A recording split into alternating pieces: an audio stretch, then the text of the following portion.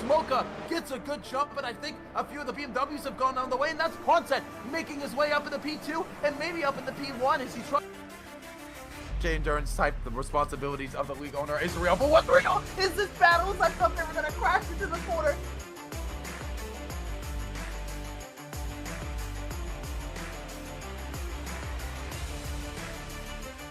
The lap, hopefully he doesn't lose any power here on the up end. As he's out of power, he's completely out. Oh yeah, but he's acceleration out of the final line. Corner here.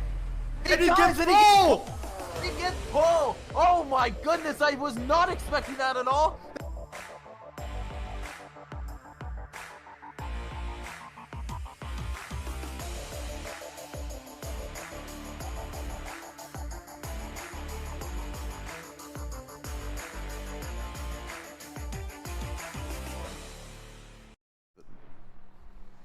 Hello and welcome everyone. My name is Nicholas Poitras. I'm joined alongside Lane, and welcome to the first round of the LSR LMU Championship. We're so excited to finally get you guys on. We are a little bit late for the start of the broadcast. We do apologize for that, but we're here. We're ready to give you guys some awesome action. Lane, this is the first time that we're going to be starting a season together, and we're going to be doing as much as a season as we can. And there's already some really good qualifying action, and I think we should go right into it. How about you, Lane? No, absolutely. We got to look at the qualifying right now. We got the GT3s. We got 2 minutes left on qualifying for them. Again, it's going to be 30 minutes of qualifying. First 15 is going to be your GT3 cars, and then the last 15 would, of course, be your hypercars. So right now, as it's looking right now, we got Matheus H. Alves in that Lamborghini on pole right now as he pulls off a little bit to the side. We got Felipe Smoka on that Aston in P2.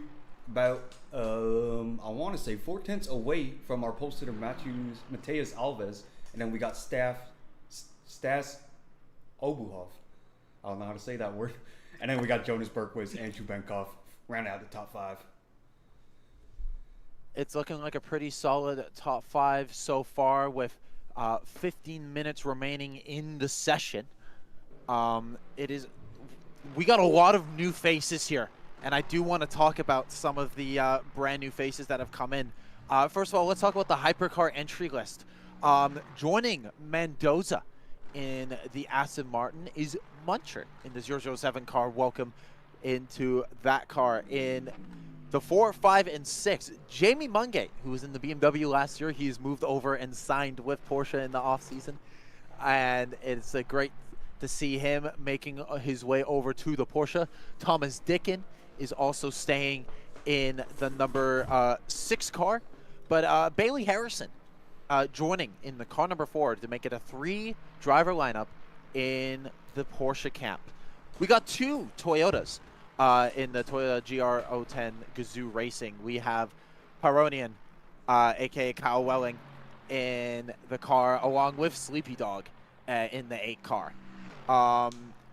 In the Lamborghini, we have Spencer Brown, who has come in and joined us. And there is someone in the BMW, in the 20 BMW. His name is W. Best. So welcome, W. Best. It's good to see you. And you're probably thinking, what happened to Nico Perez? Because good old Nico Perez was in the Lamborghini. He is now in the Glickenhaus and is doing a very, very good job with that switch over. Talked Phoenix staying in the Ferrari in the 83. Violet Inferno, new driver coming in the 76 Alpine. Guess who's also staying in the Alpine? It's the 36 of Antoine Ponset. As, something has happened here on track. As we've had, they just finished qualifying, but Smoka just pipped Alves by 2/10, or actually a 10th, if you will. So Smoka's going to be on pole for the GT3. Again, I want to, since you're talking about the hypercar lineup, last year we had Smoka, we had Bergquist, and pretty much everyone else they're all on the hypercars, but Smoka and Bergquist, one of the better drivers out there, going back to GT3. That's something I want to say. No, fair enough. So yeah, that's our top with Smoka in front, Alves in third. I really wish I was able to get on the LMU server and try and read these names properly. I'm trying to read them off of OBS, and it is so small that I can't read most of these names. So I do apologize for that. But the hypercars are now going on. Thank you so much, Lane. That helps a lot. That now I can actually see the names. Perfect. Beautiful. Now I can see everything good. So now, with 14 minutes left, we got all of our hypercars coming out onto track. And I didn't get to finish the remainder of the hypercar lineup because we still have a bunch of cars. There's actually 3 Toyotas that we have. There's someone in the 29. Miandal is in the 29. In the 30 of Peugeot is Jose Flores. So welcome them. Bradley Kennedy, who is in the Porsche after Jamie Mungate took his seat. It was an opening in the Ferrari camp, and into the 50 car goes Bradley Kennedy, who's joined by Huki in the 51 car. So that's the entry list for hypercar so far. And now, as we're on board with Jose Flores in the Peugeot, the main question is, who's going to be the one to go around this beautiful track the fastest? Around the final corner we go, a little squiggly out of the last corner. Let's follow Jose Flores for our first hypercar qualifying lap. Into La Source we go, braking around the 150 meter mark. Got to be pretty careful there on entry, looking to get a good exit. A lot of sparking there on the front. He's got that front really, really low, so he's got to watch out for that splitter on entries in the corners. As now we come down to the legendary Radion and Eau Rouge sections. Full on flat, full delivery into that corner, and now down the back straight we go. As a yellow flag has already come up for the session. Hopefully nothing major has happened already into Eau Rouge, but it seems like it's all clean so far. And of course, Jose Flores is going to hold on to the purple sector for the first time, but let's see if anyone's able to beat that so far. As of right now, from the first few cars that have come through the first sector, no, he's the fastest so far. So good through this section. I'm always forgetting the names The no-name corner of these sections. No-name corner is, This yeah, one. that's right there. But now we're going down to my favorite corner. Ooh, let's see how much pace he's able to get. Another yellow flag has come up in the session. Hopefully people with their cold tires are not having the biggest issues, but whoever's in the Aston behind, that might be Mendoza. I'm not sure who that could be. That Oh, that could be Mendoza. Oh, it is Mendoza. So, Mendoza gaining here on Flores in the back half of the section. Now, coming through the actual back straight as we head towards Blanchiment and the bus stop.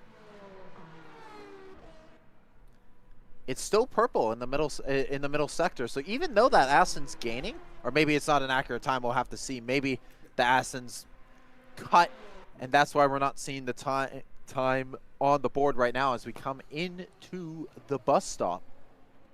Oh, he just gained a lot of time out there. Bumper. He's gaining a lot of time, the 55 car, so we'll have to wait and see as he's looking to push him a little bit of racing here as he comes across the line at 2:04.9. And it was Mendoza. But it was Mendoza who did the time and beat Flores by 4.4 seconds. Absolute flyer. Ponset goes into second place, 1.726 behind. Bailey Harrison is in fourth, 6 seconds behind. So a lot of guys really slow on this first part of their lap. Brown in the, oh my goodness. Lambo. Yeah, in the Lamborghini. I'm just trying to remember his first name. Spencer Brown in the Lamborghini going into third, half a second off. So it's really a 3-car battle here at the front of this qualifying session so far. The big question is, will Flores, Harrison, and Perez be able to get that time down? What do you think, Lane? I think they definitely can get that time down. I think it's just getting your tires warm up and all that stuff, getting used to the track. You definitely want to have a lot of seat time on this track, especially since it's like about 7 kilometers, 5 miles from me. About so. So it's a long track, and you can make a lot of mistakes in here, like little tiny mistakes that aren't gonna, really screw up your lap.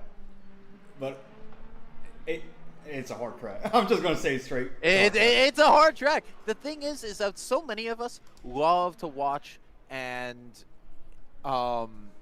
we watch so much Spa, and we drive so much Spa, and it's so easy as Will Best goes 5th with a 2:04.912. It's still 2.4 seconds off the pace. I was seeing that Spencer Brown was actually doing really good in the first 2 sectors. He's purple in the first sector. Let's see how he goes through the middle sector. That target time of 2:04.9 is getting destroyed as he goes a full second faster in the middle part of the lap. The main thing that we were talking about, though, Lane, is yes, it's so difficult, this track. Even though so many people drive it, it's one of the most popular tracks in the world. That doesn't mean it's not difficult. It's one of the most challenging tracks in the world. As we come into the bus stop, Spencer Brown is on absolute fire at the beginning of this qualifying session, and with 8 minutes and 15 seconds remaining, there's plenty of time to get another lap as he goes a little bit wide on his exit, but he's now green in the middle 2 sectors, gets the time though, a 2:02.6, goes 0.8 faster, but that's Ponset with that 2:02.6. My apologies, that's the benchmark time. Brown is down 0.8. Ponset, where was that time? Well, I was just looking at his sector times, and he was just like a full second ahead of the next car. I was just like, oh, let me get to the cam. But I couldn't go on time since you were talking about Spencer Brown. No, that's completely all good. Though the thing is that Bailey Harrison also is in P3 and is 1.1 seconds off, but it's Ponset, who we know from our experience here in LSR. It is so good to see Ponset all the way up at the front, and it's also so good to see that it's the usual from Ponset. We always see them up in the front, but by 0.8 of a second, oh man, it's looking really good. But Bailey Harrison might have something to say about it. It has the purple in the first sector, but does have a little bit of traffic up ahead. I think that's Mendoza up in front. I'm not 100% sure. I believe that is Mendoza in the BST. So hopefully there won't be any holding up that we'll see in this race, but if it happens, it will most definitely go to the stewards as we come through Stavelot and now coming up to Clos de Paul Frere as we go down the back straight toward Blanchimont, and it's a yellow in the middle sector. Is that 9/10 down? Can you verify? It is 9/10 down. 9/10 down, so lost a lot of time in that middle sector. Yellow in the middle sector. So there's still 6.5 minutes, Lane. There's a lot of time to get that car into a more smooth window through the middle sectors. But now, my question is, maybe the Porsche's a little weak in the middle sectors. Mendoza goes wide, maybe slows down Bailey Harrison, but no. He sets a 2:03. I think that's a 2:03.7. So still a long way down the order for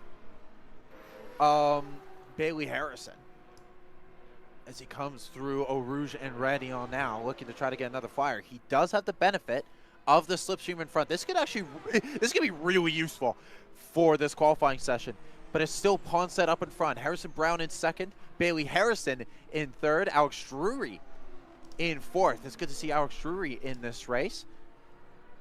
Henri Giroir is also in this race in the Toyota as well.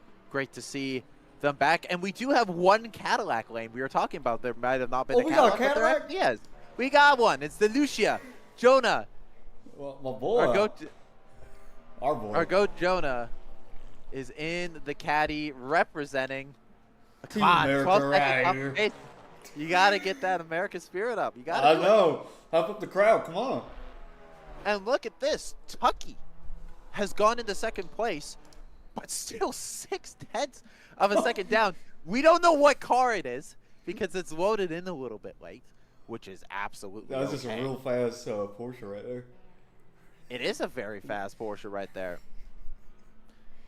But I'm not sure who that is in that car. We'll have to wait and see who that could possibly be. But Spencer Brown, purple in the first and green in the middle sector. Is he plus 0.2 down in the middle sector? I think that is what it's saying. So it's a personal best, but it's still a little bit slower. But into the bus stop, 4 minutes and 15 seconds remaining in this session. What are we going to see? Out of the Lamborghini as he comes out of the final corner. He's got a lot of grip out of the corner, but lost the purple first sector. Let's see what the time is. Across the line he goes, a 2:02.9. So that's the first real proper time as Mendoza actually, we completely missed it. Mendoza has the pole time, a 2:02.3. So it goes 1.5 tenths in front of Ponset. As, oh, Jacob Tukey, 2 cars going off here. Where on earth is this on the track? This is right at Stavilo, I think. So that's 2 cars having a major off. No yellow flags. It's all good so far, but that's Victor Zelensky. Zelensky? That is Zelensky. Who went off, and another car going off down at Stavilo. Has a big off from the 2 of them. But all clean so far from everyone else. But that's Mendoza up in front. Ponset in second. Harrison Brown in third. Tukey in fourth. Alex Drury in fifth. Harrison in sixth. And I'm wondering, though, who... Was there someone else that was in this fight? That is the... Oh, it was Harrison in sixth. So a lot of people here between 1.4 seconds and half a second. Between Brown, that's the cover of third and sixth. Alex Drury in the Toyota, in the Hello Kitty car. Oh, man. Looking pretty fashionable as he goes down the hill towards Eau Rouge. Let's see what kind of time Alex is able to get. This will be either the second to last or the final time for Alex Drury, depending how this lap goes. Getting a lot of lift there at the top of the hill. No one in front to give a little bit of a slipstream, so it's going to be pretty reasonable. Clean track, all to themselves. So if Alex Drury wants to maybe move up in the P4, 2 tenths off from Tukey, he could definitely get it done. We'll just have to wait and see, though, as he comes through the S's, down to Le Camp, and now down to Bruxelles. Let's see what that first split is going to be as it comes across 50 seconds. Into No Name Corner we go. We're still waiting for that sector time. I'm not sure where it is. I think it's here. It comes up. I think it's under this line. Is it here? It could be broken in the graphics. It also could just very well be broken, and we just can't see the split times. That's okay. But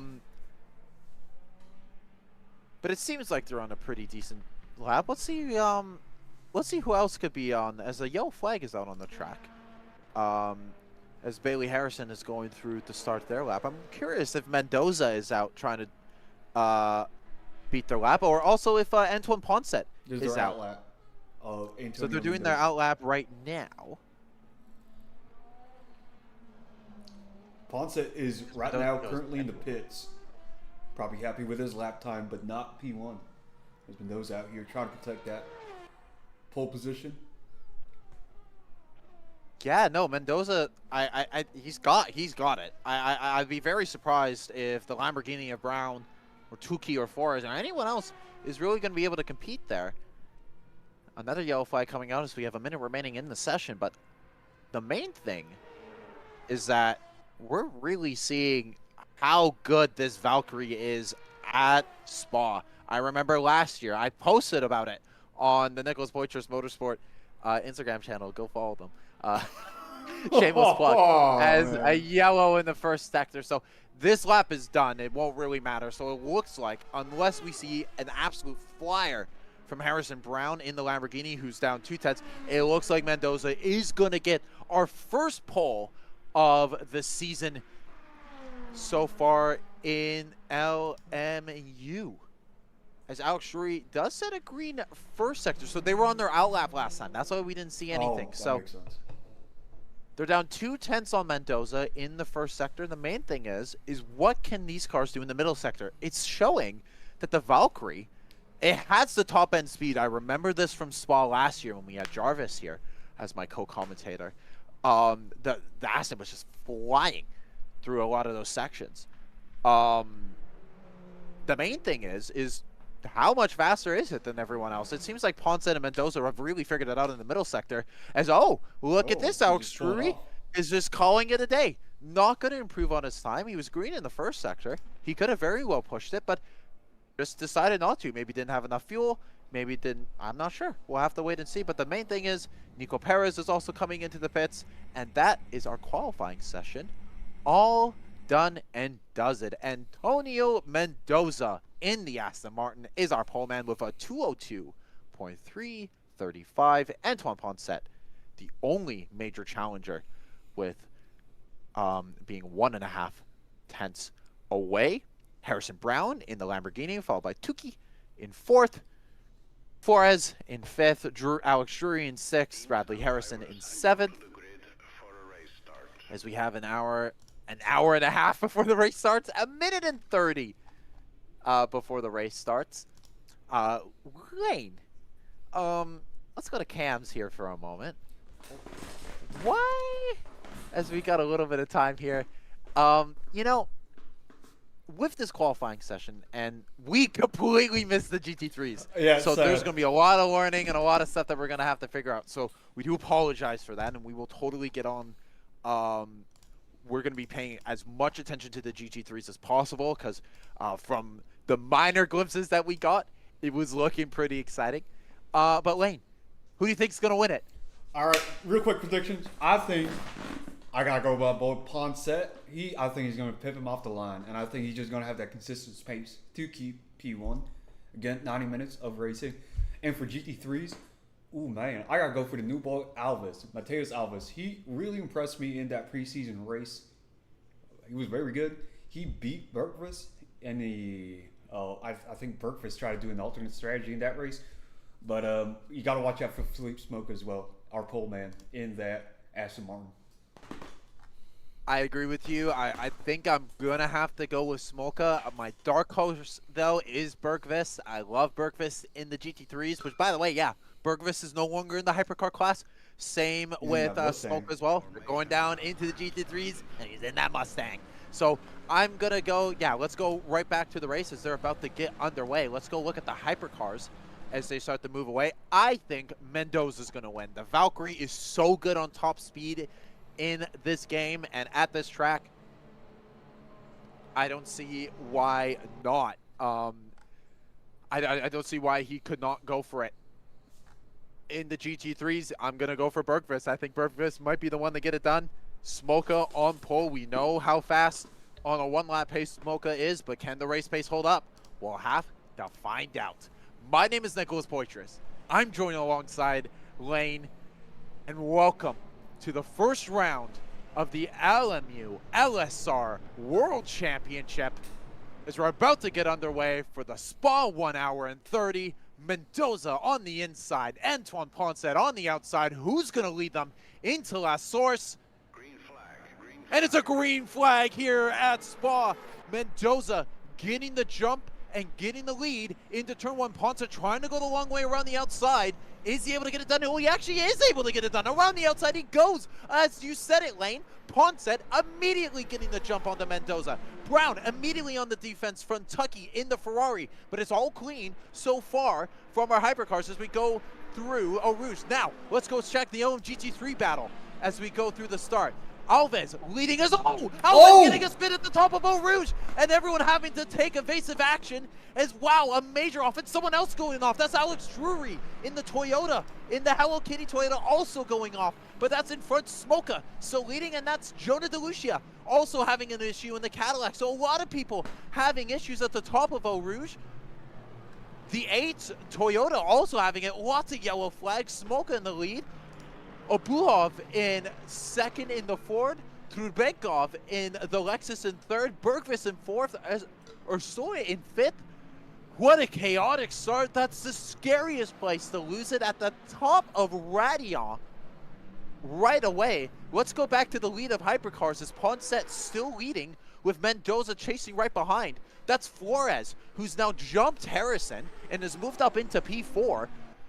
Apart from the chaos that we see there at the top of Radion, it's all clean so far from our front runners here in the LMU category. Look at Flores trying to look up the inside of Brown, but no move there just yet, my friend. We'll have to wait and see as we're heading down towards. I've been calling him Harrison Brown this whole time. His name is Spencer Brown. Spencer, if you're listening to this, I'm so sorry. As we get it, we got a Bailey Harrison and we got a Spencer Brown. A Spencer Brown, not a Harrison Brown. It's a Spencer Brown. As look at Flores trying to go the long way around the outside into the bus stop. Spencer Brown doing a good job of trying to cover that off. Goes the long way around. Goes a little wide though, as it's going to be wheel to wheel as they head into La Source. They're going to lose the leaders. I was predicting they were going to lose the leader anyways, just off of pure pace. But this is the battle for P3 as we go into La Source. Wheel to wheel we go.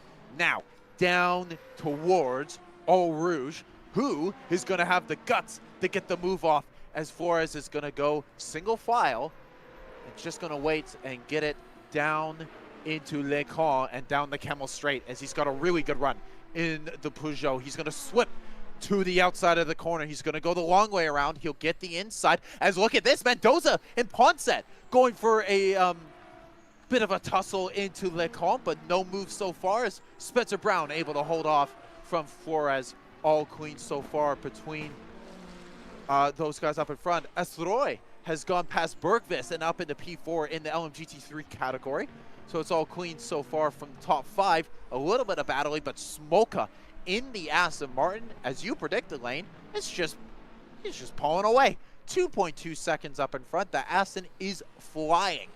But the main battle is this on track. We have 1 hour, 26 minutes, and 36 seconds remaining in this race as we see Flores in the background looking to go up the inside of Spencer Brown. Was there an overtake into the corner? I think there was, as we're going to have to wait and see what's happened to these two, as no, unable to get the job done. He's looking this way and that way to try to make it up into P3, but unable to get the overtake done as Spencer, or not Spencer Harrison, as Spencer Brown. Bradley is, yeah.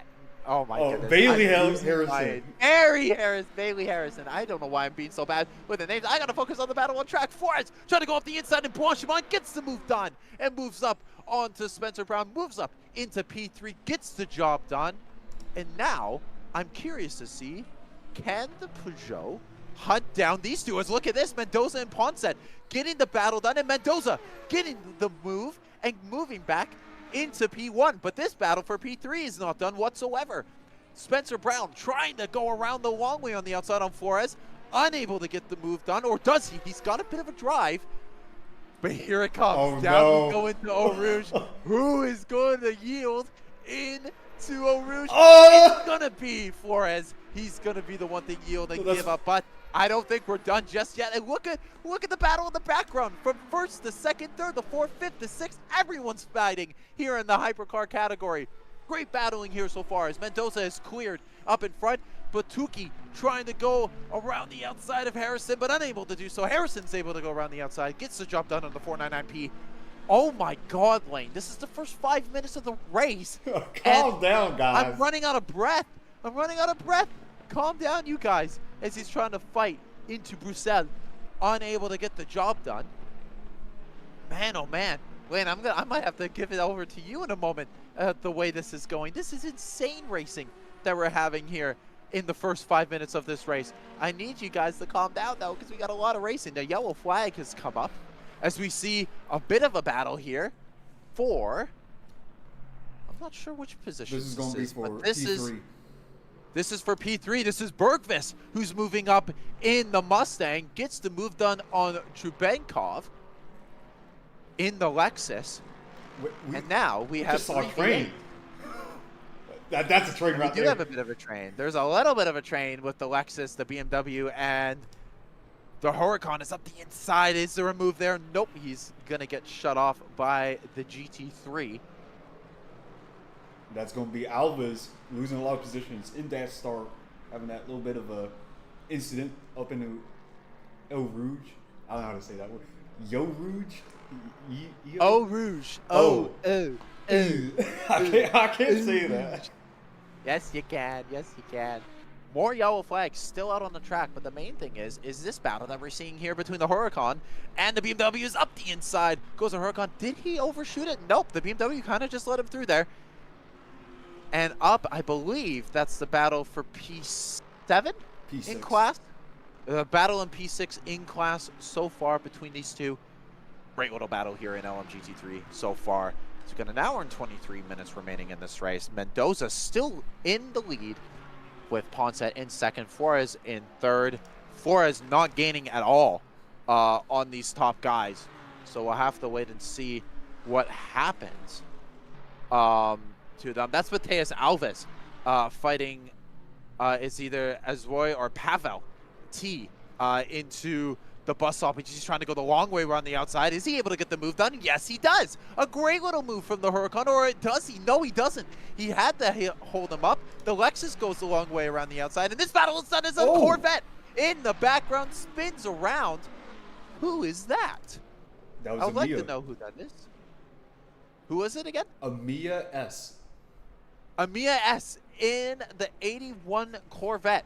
Down the order he goes. A bit of a spin. I'm not surprised that these mid-engine cars are getting that spin on throttle. It's really easy to do that on exit. As I try to look up their name in the entry list, and it's just Japanese acrylic, so I have no idea. I have no idea what their name is. So we're just going to have to go off of what we see so far. But this is the top 20 on your screen. Mendoza in first, Ponset in second, Flores in third, Tukey in fourth, Spencer Brown, Harrison Brown. I keep calling No, it's Spencer Brown, my name. and then we got Bailey here. It's the two Bs. Bailey Harrison. Dude, these guys are going to laugh. This is going to end up in the highlights. This is this is ridiculous, and I just can't get this name right. Bailey Harrison, Henri Gilloise, Nico Perez, Kyle Welling, Best, Smoka, Obulov, Bergvis, Trubenkov, Astroy, Strading is our top 17. As we see down in 22nd, DeLucia, Jonah in the Cadillac, all the way down in 23rd, having a lot of issues in that Cadillac. Hopefully he's able to make it through this LM GT3 field before the end of this race. But we'll have to wait and see. In the BMW, Best getting a bit of a battle. Or that's not Best, that's Strading in the 31 car. Pretty comfortably ahead of the McLaren up behind, but a big gap up in front. It's a long race, so there's a lot of opportunity to get those gaps down. The main question is, though, energy. I would like to see when we could see the energy on everyone. 78% for Mendoza, with 67, 69, and 60% respectively for everyone else. That is insane from Mendoza. Despite being in the lead, he's got 10% recovery on everyone else. Wow, that is really incredible. The only other person that's close is Nico Perez, and he's all the way down in 8th. Wayne, what do you think is the cause for this energy? We totally just missed that overtake by Mendoza. I'm not gonna lie. That would have been an awesome overtake because it was Ponset up front. But no, we missed that. Yeah, we missed that. That happened about 5 minutes ago.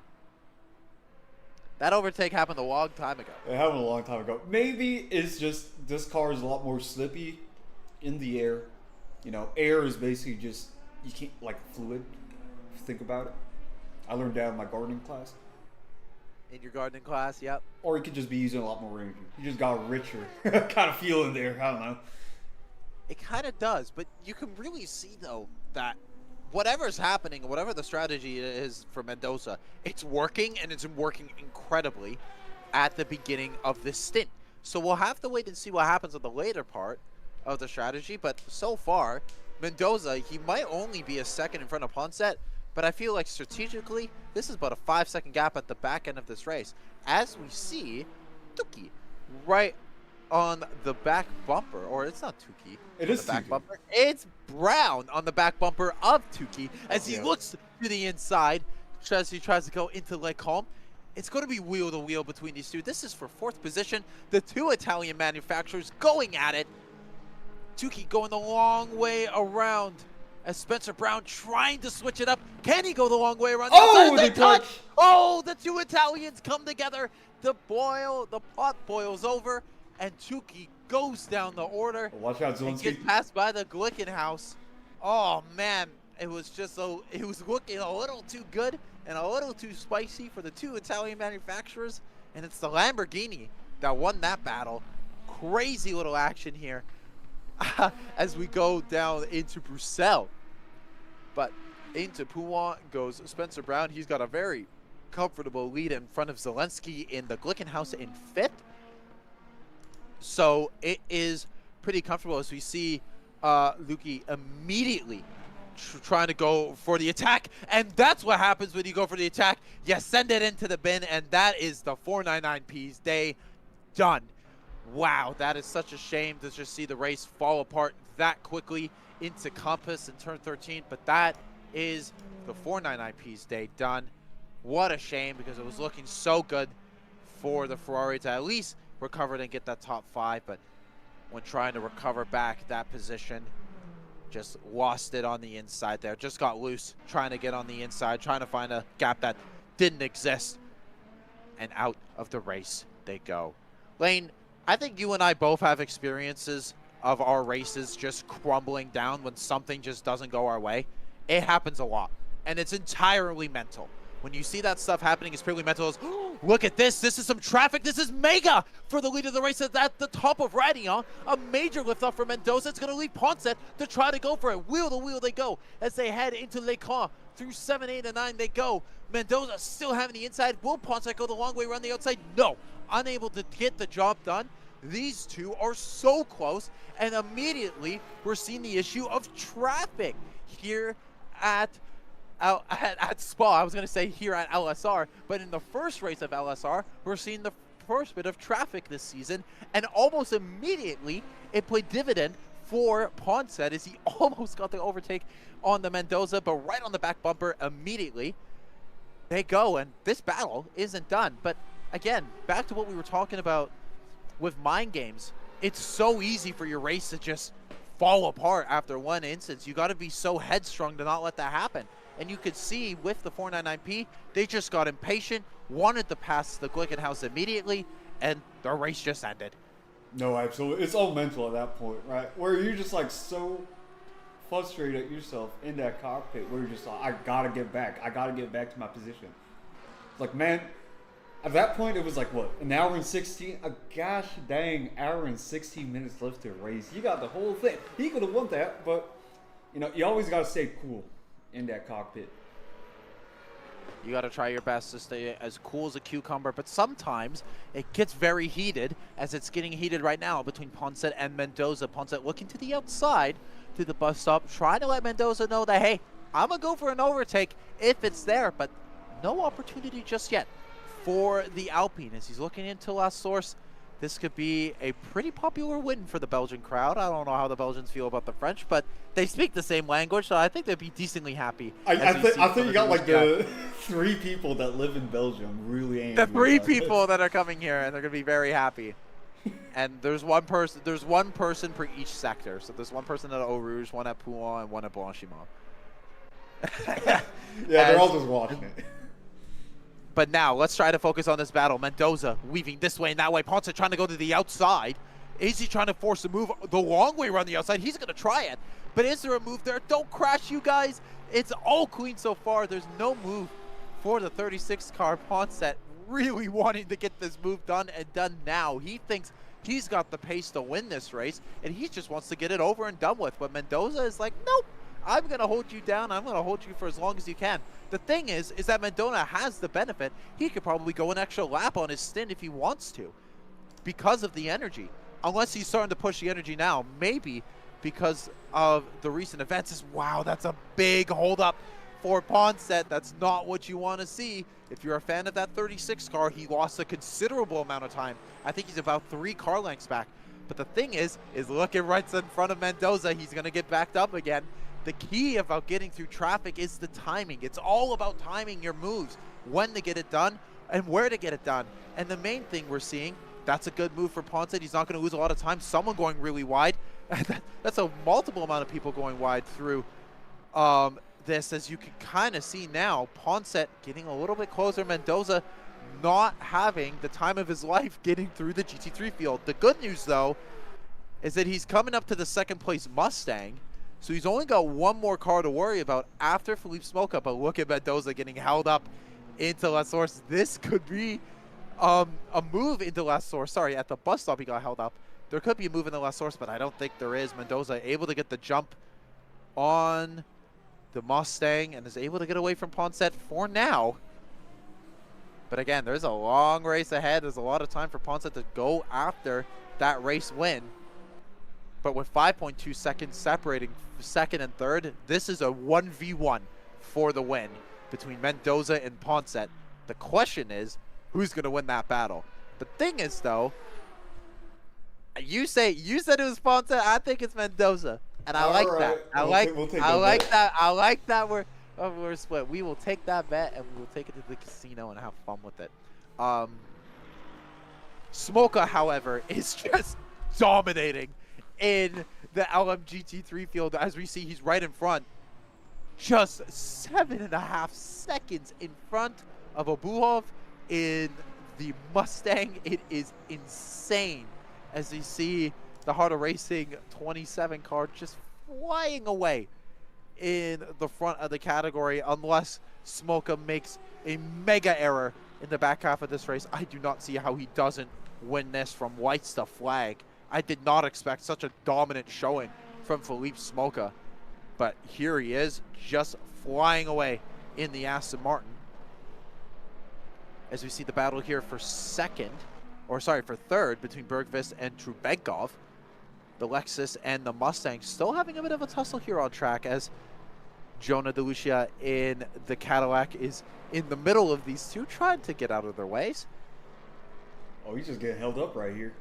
Yeah, he's getting held up quite big. The Mustang blocking a little bit, but unable to get the move done. We'll just have to wait and see. He will get the move done into Blanchiment. Finally gets it done, and now we'll see if the Lexus can bring the gap in on the Mustang. I'm not sure if he will be able to do it. The Mustang has been pretty solid on race pace, but we'll have to wait and see. Plenty of time remaining in this race. An hour, 11, and 4 seconds remaining in this race. I want to say a massive thank you again to everyone who was in the stream. We peaked at 11 viewers a little bit earlier. If we still have 11 viewers, I am oh so thankful of that. Yeah, no, we got 10 people in here. Thank you oh so much for everyone being in here. We very much appreciate it. Hit the like button, hit the subscribe button if you're new here. We do races on LMU. We do it on F1. There's even F2 racing. There's so much type of racing that we do here on the LSR Discord. So if you want to come over and have some fun, the Discord link is in the description. So come on and check it out if you're new here. But with an hour and 10 minutes remaining in this race, Mendoza still leading, Ponce in second, Flores in third, Spencer Brown in fourth, Nico Perez in fifth, Kyle Welling in sixth, Best in seventh, and something has happened to a bunch of our guys. Zelensky, Harrison, and Judaward all out. What on earth did we miss? Ooh, yeah, I don't know what happened with your. I mean, we saw what happened to Tukey, right? Jacob. Yeah, Tukey. we saw what happened to Tukey, but we did not see what happened to Harrison, and we also didn't see what happened to Judaward. That's insane. Yep. We need a track map. A track map. Yeah, I hope we have a track map, or at least have a guy in the stands, if you will. Like, what do you call it? Like breaking news. Like, just like the people at the crash, they'll come up just like, yo. Just a breaking news bar on the bottom. Who's that guy? But no, Joe Rogan. Whenever someone gets knocked out in UFC, he comes up to him immediately. That's what he does.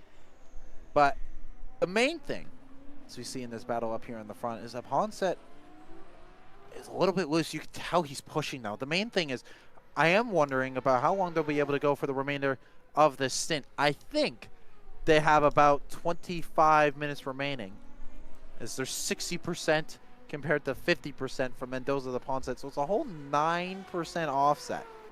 That's insane how Mendoza's been able to hold that up. The question is will Mendoza use that for his strategy? I think he will. I think he might go for the extra, to go a little bit longer than Ponce. The question is, will the long stop work? I don't know. No, here's the thing. When it comes to the overcut and the undercut, it really depends on your traffic right now, especially since we got the GT3 cars out there. So if you're going to get held up in traffic, is it really worth trying to do that, you know, that cut, if you will? Because right now it's just a one-on-one with Antonio and Antoine. Oh my God, I didn't realize their names are so similar.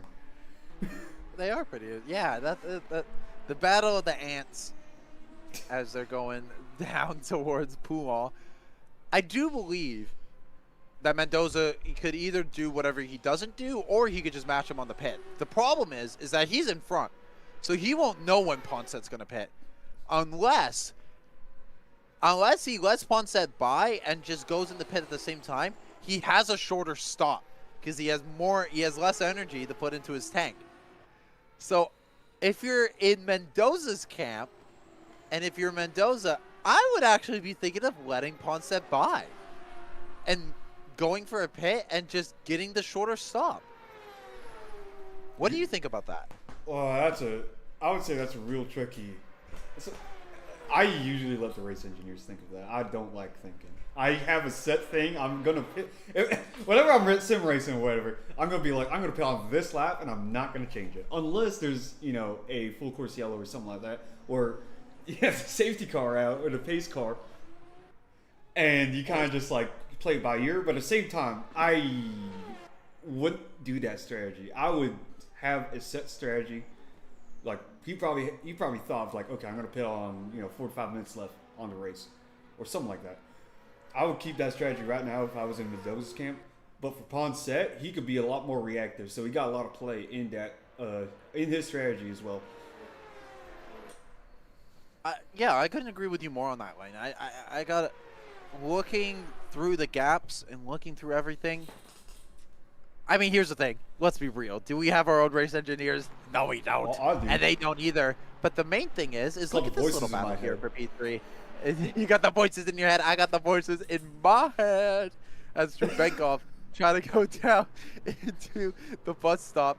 The battle of Japanese V8 versus American V8 is still commencing as the RCF looking to try to get up into P3. These are pretty much our only main two battles, as I will say Brown and Flores. Oh, I think something's happened to Spencer Brown. I think you want to go and check out on him. I think. Oh, what? He's just far off. Okay, never mind. No, the gaps. Okay, I was looking at it. He was dropping like considerably, but okay, he's only 3 seconds away from third. So there could be some, yeah, he's just right up there. So depending on how the remainder of this race goes wow, look at a lot of dust being caught up. That's by Flores in the Peugeot. We'll have to wait and see if maybe, just maybe, Spencer Brown could try to go after the Peugeot at the back half of the stint. Again, an hour and 5 minutes remaining in this race. It is very comfortable, but also Mendoza's starting to use a lot more energy now. You can see that the energy deployment through the midway of it, it's catching up to around everyone. He still has a major advantage, though. Still has the most amount of energy compared to the remainder of the field. The closest is Nico Perez by 1%. That's it. So at the beginning of the stint, the Aston does a very good job, but in the middle, a lot of energy usage. It's a big walk-up from Spencer Brown. Well, I say big walk-up. It's a pretty small walk-up in the last source, but the main question is, can he get that gap down to Flores? I'm not sure. We'll have to wait and see, but I think these pit stops are going to be happening in the next 20 minutes or so. When they do, and if they do, we'll have to wait and see. But I think we just got to watch and pay attention to this battle here between the Lexuses. And guess what? There's another Lexus right in the back of S-Roy who could take something. As look at Trubenkov trying to go up the inside as they go wheel to wheel in the Blanchimont. I think he's going to get the move done. Oh, he's going to almost sideswipes the Mustang of Bergqvist through Blanchimont, but gets the job done. Do you overshot and that into corner? P3. No. Sorry? I thought he overshot that corner because the Mustang kind of like dropped back in that braking zone. I was going to be like, oh, yeah, no. he did drop back a considerable amount, and I think it's because he wanted to launch into less source. But I don't, he's a little bit too far back. If he goes for a move, it's very audacious. No move whatsoever. S-Roy in the Lexus, sniffing the back bumper of the Mustang. This could be a 3-car battle here for P3, but I think Rubenkov in the Lexus is going to get it done so far. As look at the Toyota having to back out of that right at the last second. I believe that's Kyle Good job. That could very well be Kyle Welling. It is Kyle Welling. In the 7 car. It is Kyle Welling in the 7 car. Making his way through. The main thing is that I am curious about the remainder of this GT3 battle. I think Bergqvist still has a lot in the tank, and he knows that. There's an hour and 2 remaining in this race. So I bet you he's probably pretty okay with letting that Lexus by, but you can see by the way he's attacking this Lexus, he's not done. He's not done whatsoever. So these three are absolutely flying out in front. But the main question is can they start to catch up to the guys up in front? I don't think so. I think these guys are going to be pretty comfortable. Smolka, 12 seconds in front of third, fourth, and fifth. Just a dominant showing from Smolka. Smolka's giving the Max Verstappen experience. It's turning into a snooze fest, you guys. Come on. Well, at least for GT3, we still got that battle up front. Right here. It's true. And it is right here as we see Spawn set right on the back bumper of Mendoza. It looks like they were really close. And there might have been an overtaking opportunity into Le Calm, but we missed it. And that's okay because no overtake happened as Ponset is right on the back bumper of Mendoza. Such insane amount of pressure through this first part of the stint. A little bit of lap traffic up in front, so we'll have to see how that affects him. Mendoza flashes him, goes the long way around the outside. Ponset sticking to his back bumper, not letting him go at all. Ponset is really feeling confident in the 36 car. But the question is can he beat the Valkyrie on the straight line? I still think the Aston has that straight line advantage. I really do believe it. As we come out of Stavelo and down the corner, look at Ponset. Got a really good run and gets the inside into Blanchimont. This could be for the race lead. As Ponset was leading at the start, he might try to take it back. Can the Valkyrie go on the outside? Unable to do so. Ponset. Oh, he got the inside of this corner. Done. But he might get the move done on the inside of the corner. Can Mendoza does it? He gets squeezed by Ponset on the outside. Can Mendoza go the long way around the outside? They touch, and it's going to be a drag race down into the source with an hour remaining in this race. It's all to play for. Oh no, that Ferrari! As that Ferrari's going to hold on Ponset on the outside, that's going to let Mendoza go to the inside, but Ponset tries to get the switch back, unable to do so, or actually, he's so close to getting the inside there. Oh, they're going to go side by side! They're going to be side by side in the but backs out right at the last second. Mendoza closes the door, not once, but twice. But here we go, down towards Stavelo. It's an insane battle between these two. We've been waiting for this all race. As Mendoza holding to the inside, as they both move to the outside. Oh, there's a double move right there. As Ponset moves to the inside, there's flashing, and I can kind of understand why he's flashing. That's a lot of moves from Mendoza. He might want to take that to the stewards and be like, hey guys, that's a little bit too much movement. What do you think about that lane? Oh man, that's just blocking, ain't it? Well, I come from a NASCAR background, so blocking. Yeah, fine. But if you do a stupid block right there, like you see the guy coming up to you so fast at closing speed, and if you try to make that block, you're basically not giving that guy enough reaction time to, react to it, right? No, not at all. I think there was a little bit of that thing. I understand the flashing from Ponset right here. Just like, what the hell, man? What are you doing? And here's the key thing. Ponset, you got to get a cool head right now. You got to be locked in saying, okay, you know what? He made a stupid move.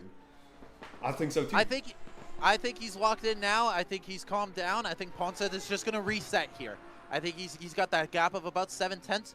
It could take him about 3 or 4 laps to get right back up and do the same thing. This is just a reset. There's 59 minutes remaining in this race. He knows that.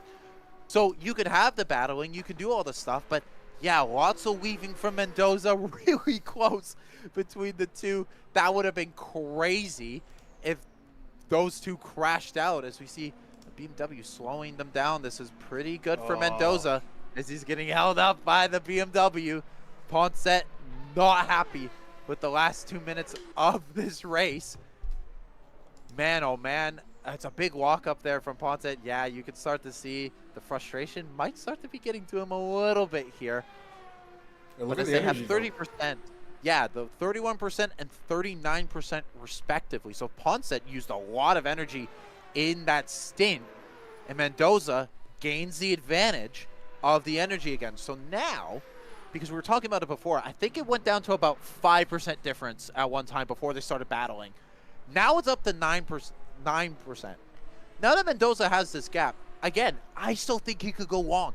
I think he could go for the overcut.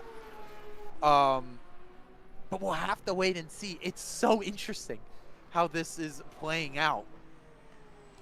But with 57 minutes remain, or 58 minutes remaining. We're going to have to wait and see as, oh, look at this. Bergqvist has had an issue with the Lexus, and as Roy has moved up into P3, the Mustang has gone all the way down into P5. So that's an interesting development. This is what happens when you have great battling everywhere. You're going to miss stuff. Look at that. Roy goes around Trubenkov and into P3. Unbelievable move from the white Lexus. I like that livery. Very Japanese of him. Very Japanese of him and very wide of him as he loses some time there. That could get Trubenkov to go right on the back bumper. But as Mendoza is coming through, this is pretty solid if you're a fan of it. But hey, look at this. They're only 2 seconds away from the Mustang of Obuhov. So this battle for P2 might not be over. Smoka has this race won unless we see a major fall off. But look at, because of this traffic, look at the gaps now.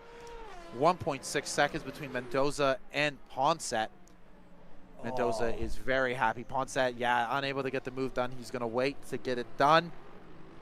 Well, of course, get him past now, but Ponset, I think he's going to have to wait to get this job done at the back end of this race. He understands, okay, this is what we're doing for racing. I see how it is. I'm going to wait until the end. Let's reset. I think Ponset can still do this. I know I picked Mendoza, but that doesn't mean I don't believe that Ponset could still most likely win this race. I think it's still on. The gaps are a little bit bigger, but it's still a 1v1. No, I agree with that sentiment right there. And who knows, maybe Ponset gets a better stop in the pit stops, gets a better pit cycle, you know, with all the traffic and such. I mean, as we've seen right there, traffic can lose you 2 seconds right there. Like, as we've seen from Ponset, he had like a 2/10 or a 2-second gap from Mendoza in just in that first couple corners.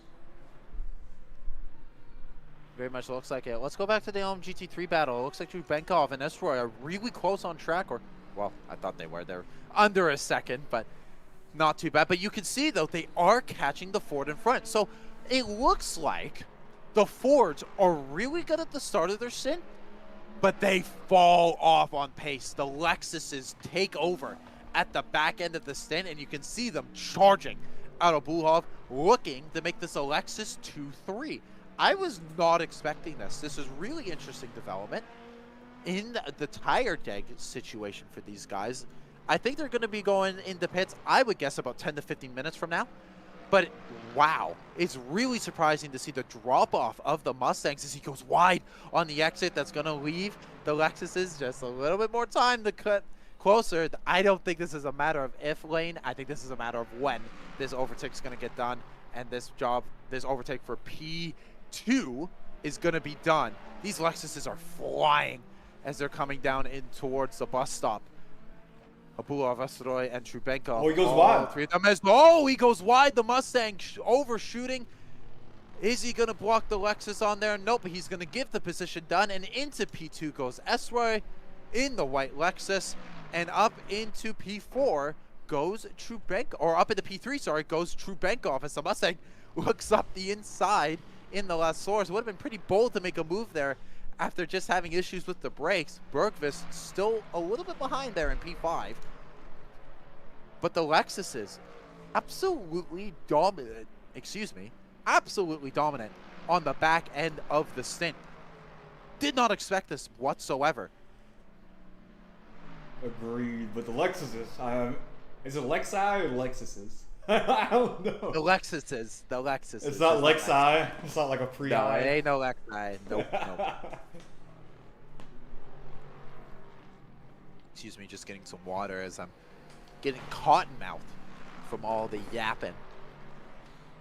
The main thing, though, is I am curious to see what happens at the beginning of the stint once they go through the pits. Maybe the Mustangs come alive again, and they're able to really go after the Lexuses, but I don't think that will matter because look at how good the Lexuses are at the back end of the stint. They're just flying through. The main thing is that... Now, here's a question. Yeah. You think that Urso and Trubenkov, the two Lexi, can catch up to Smoka? No. Okay. Not a chance. Yeah, okay. I don't think so. I have my close in my Lexuses buddies. You think so? As a person think that what will drives the happen- Lexus, I can confirm that. We're officially an hour into the stream, so thank you so much for everyone being here. We got 9 people here. We very much appreciate all of you guys for watching this race, but I think Philippe Smoka is going to hold on to this and hold on to this pretty comfortably. But look at the gaps through 4th and 5th. 80 seconds. We're 72 seconds between Spencer Brown and Nico Perez. That's an insane gap between the two of them. As we see Smoka coming across the checkered flag and is oh so comfortably up in front.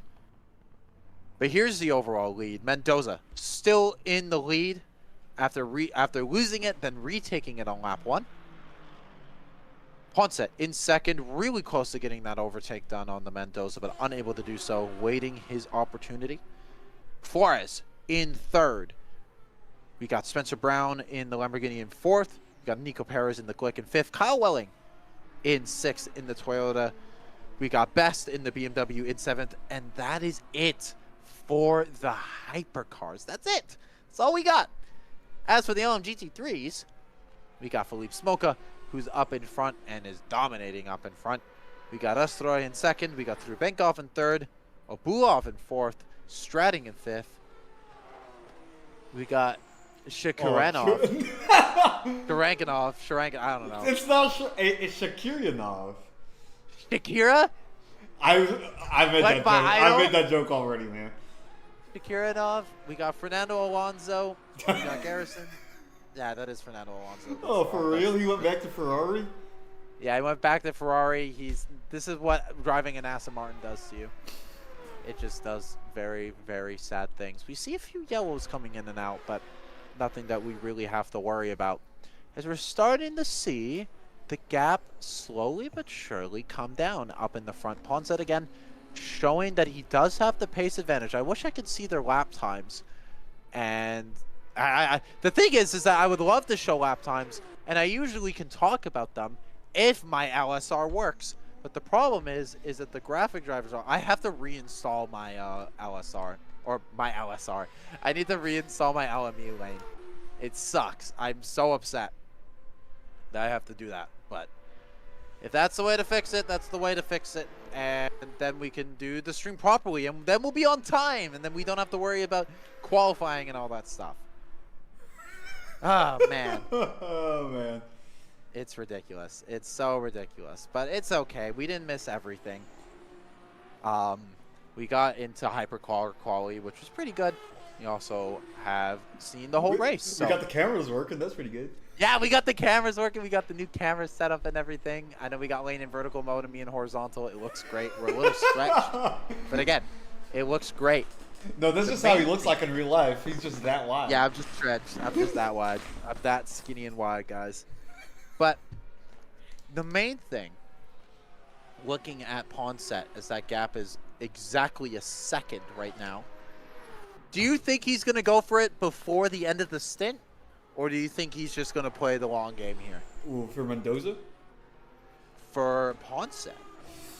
Playing the long game might be a little bit tricky. I feel like he got the track map up with like everyone else in it, and he's just thinking, okay, if I do a 40-second stop, I'm going to come up with these guys in front of me.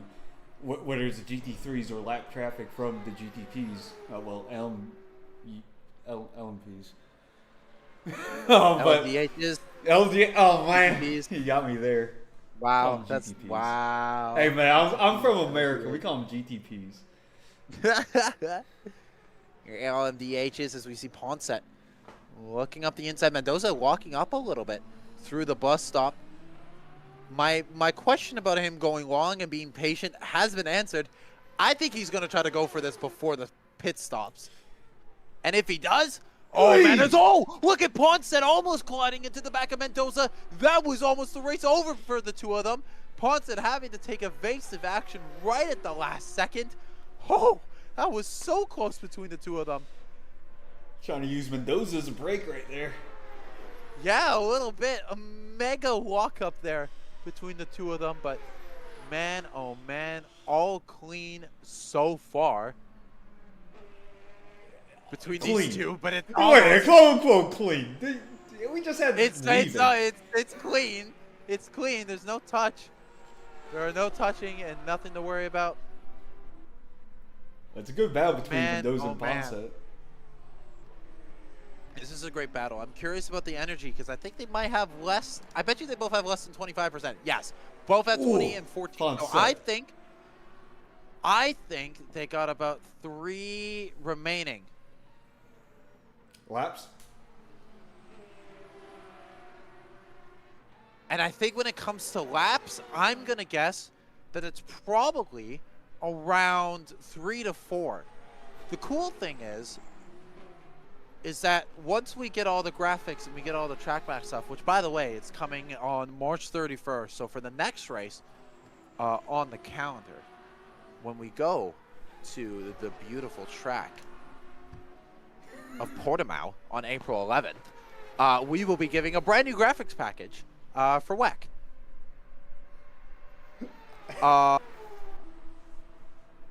I'm really excited to show that off and be able to do that, but yeah, the main thing is right now 18% and 13% respectively. I think Mendoza is going to be the one to lead him into the pits unless Ponce goes for a miracle move here and gets in front. But maybe with this lap traffic, it could happen off the E-lane. You can't just drop me on this right now. But anyways, I like to imagine that Nick was like fumbling his papers out here, going through like the tabs and just like, oh, the beautiful track of Portimao.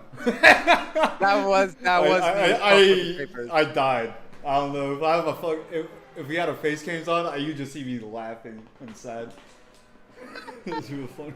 Oh god. But anyways, that would have been I think for Ponce, I think he's just like I think he's stuck to do the undercut, especially with that 11%, 10% now. I feel like he got to pit soon, in my opinion, and he got to be the first one to pit. Unless Mendoza kind of just want to have that I guess a shorter pit stop and that cushion, if you will. But then again, they just went through a lot of traffic. So at this point, do you think this lap would be the lap for them to make that pit stop? I'm not sure. I don't think so. I think these guys can go at least another 3 laps. But with this traffic and with anything that could happen, this is when strategy comes into play. So it could happen. You're very well right. But will someone pull the trigger early? That's the question. And the other question is, who's it going to be? I don't know. This is going to be really big for the race here, whoever decides it. But I think if you're Ponce, you pit with Mendoza. And you just do what you've done for the whole race and just run them down. It's going to be hard with that differential in your energy. It is. And because Mendoza is going to have a shorter stop because of that, Ponce, like I said, Ponce has to had to have made a move in order to be in front of the cycle, because I think he knows that Mendoza is doing a little bit better on energy. But maybe he doesn't know. Maybe he's just thinking, okay, let's just match and try to go here. But with 9% left, he can go probably 2 more laps here. But this is tricky. I think right now this is all advantage to Antonio Mendoza in the Aston Martin. Is all advantage. You got the extra 5% on energy. You're comfortable with a 1.5 second gap, and you know you can defend it. And with 43 minutes to go, that's a lot of check marks to make you think that you can win this race. And I think Mendoza is thinking that exactly right now. This is all in favor for him, unless it goes really wrong in the next few laps and in this stop. So the other thing as well is, I wonder who's better at lighting up their tires more, the Aston or the Alpine. We'll have to wait and see as one of the BMWs lets the leaders through. Well, here's Spencer the thing. Brown has entered into the pits. Go on, Lane. I was going to say, we had Ponce jump Mendoza in the first start of the race, so I think the Alpine has that tire advantage, or at least like gets it a little bit easier to warm up, while the Aston, albeit it has a straight line speed and that overall pace, could have a downside when it like the first few laps when you pit. It very well could. But with 12% and 7% respectively, They're coming into the pits here pretty soon. Here's Flores in P3, but now we're looking up at the front too. I misclicked. My bad. It's nah, it's all good. It's all good. Misinput. You calm the hell down. The question is, will they go into the pits? Will they do it? I don't know. We'll have to wait and see. As we're coming into the bus stop now, this could very well happen. Yeah, I'm on the camera for Ponset right now. Is he going to go into the pits? Mendoza goes into the pits. Does. Okay, so this, I wasn't expecting this. I was not expecting So Ponset's going for the gamble here. He thinks in a one lap he can get the undercut here. This is very, very interesting. This is also the main guys in, so Esroy, Bergvist, Rubenkov, Oshulov, and Smoka, all 5 of them are in the pits right now doing their stops. So we'll have to look at the GT3 battle as well. There goes Smoka. He's the first one out. And, oh, look at that. The Mustang, despite having the slower stop, look at him. He's coming out second, and he's not far off from Philippe Smoka. This is incredible. This is going to be an interesting battle here in GT3. I think Smoka's just going to drive away. I'll be honest. But it makes it a little more interesting that this gap is there. But look, the second Mustang comes out. Where are the Lexuses? There they are. They're just coming out. And that's Mendoza also coming out as well. So Mendoza's done his stop. Where is Ponset? Into Puon now. So about half a track. Oh, man, Lane. This is going to be really close. And I think this could be the race here because of the differing strategies. They have a 60-second gap right now. Oh, let me go to gap leader. There we go. They got a 60-second gap. I think Mendoza can definitely drive that down.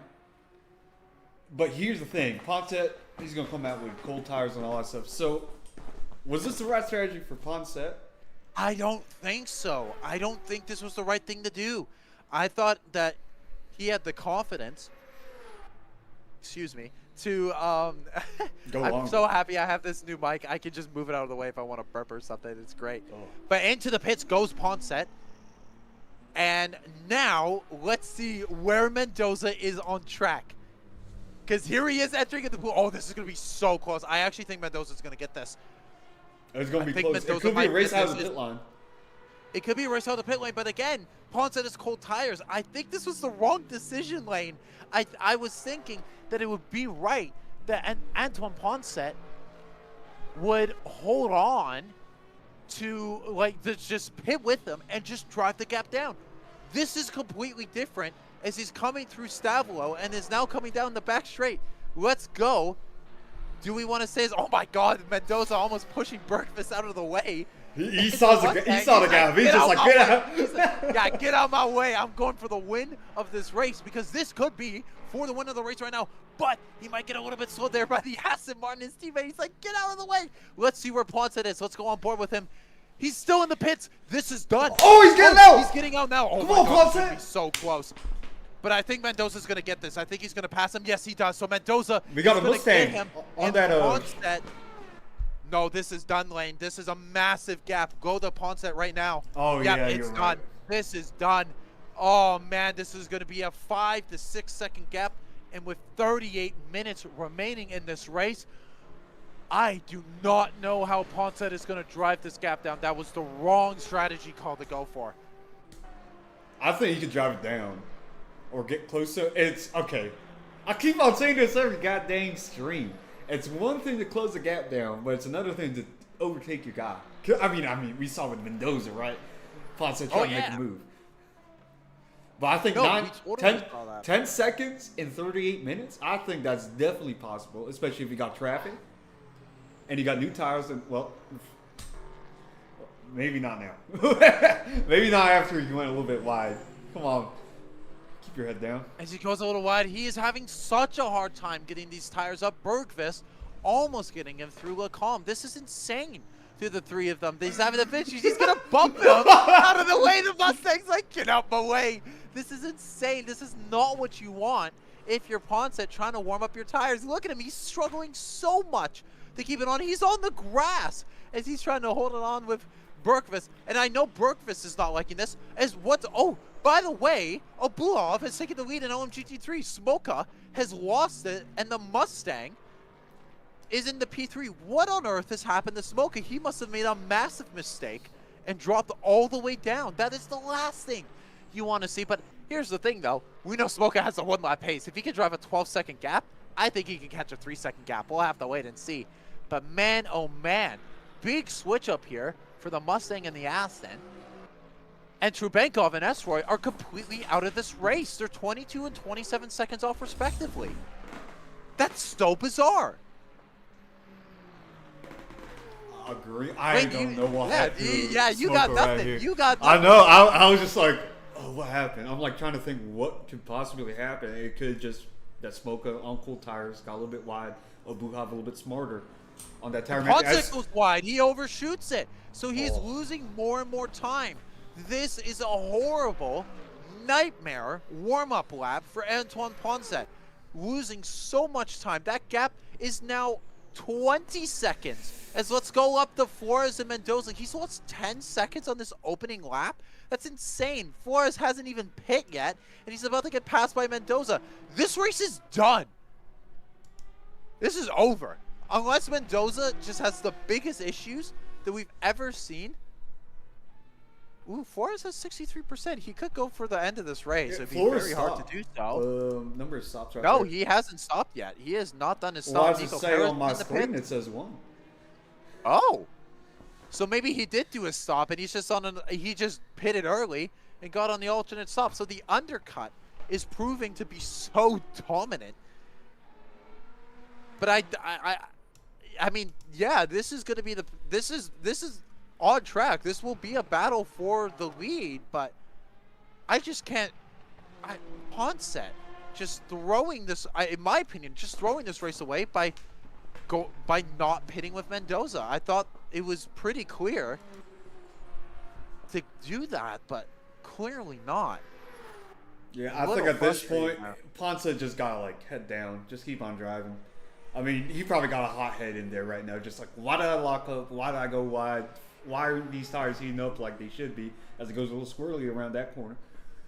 And man, it just sucks for Ponset at this point. It very much does suck for Ponset at this point. I am still wondering when we'll be able to kind of move on through here, because I'm just blown away, because I thought that Ponset was at least going to have the battle and the consistency to go at least for this win and to go after Mendoza. But you can see that 24-second gap, he will not, unless it's a second a lap for 34 minutes, I don't see how he's going to drop this gap down. It's going to be damn near impossible. And because Flores has already pit, Ponset not just lost first, he's lost second. I don't know how he's just thrown away a second here, but Flores might sneak away with a cheeky little second. Unless he's able to do the unimaginable and hold off Mendoza. But we got some lap traffic here in the Glick. I think that's Nico Perez. That is Nico Perez going a lap down. So only 3 cars on the lead lap. Wow. Flores out here doing the unimaginable, if you will, making that strategy work, because he's going to have enough energy till the end of the race. We just have to see that if he can defend like a lion. Is that how it goes? Yep, that's how it goes. Where's Flores from? He could be like the Ministry of Defense for his country. For France. This is driving a Peugeot. He could be. He could very well be. But the main thing is with 33 minutes, and it was just 33 seconds, but I missed it. He's doing a good job of just managing the gap to Mendoza. If this is a sneak win, I'll be shocked. I think Mendoza, because you can see the gap is starting to, okay? I think Mendoza is starting to realize that maybe Flores can't do it. Let's see the energy again. Because we have 33 minutes. Oh, we got 60%. enough. I think you got enough. If everyone else, I think he might have like 5% at the end of the race. But I wish we could see the energy for the GT3, well, fuel. and Spencer Brown is officially retired from the race. I'm not sure what has happened, but I see in the LMU chat they were just not very happy with what happened. But we'll have to wait and see what happened. You'll have to go to the stewards, and we'll have to wait and see what this is.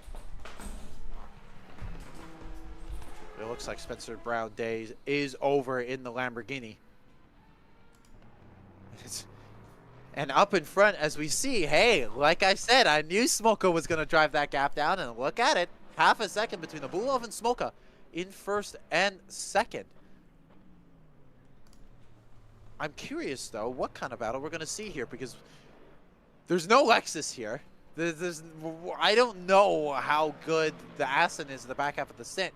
We do know that the Mustang isn't strong, so maybe, just maybe, we'll have to wait and see what happens here. But maybe the Aston might have similar issues, and this could be a really intense battle. But the gap, 0.4 of a second, as it come down towards Les Combes, going down the Kemmel Straight. I am really curious to see what kind of battle we'll see here in B3. Is whoa, Smolka trying to make himself very well known that he's up the inside and he can go up the inside whenever he wants. You know, it's interesting to see moves like that, but that was very, very aggressive. We'll have to wait and see.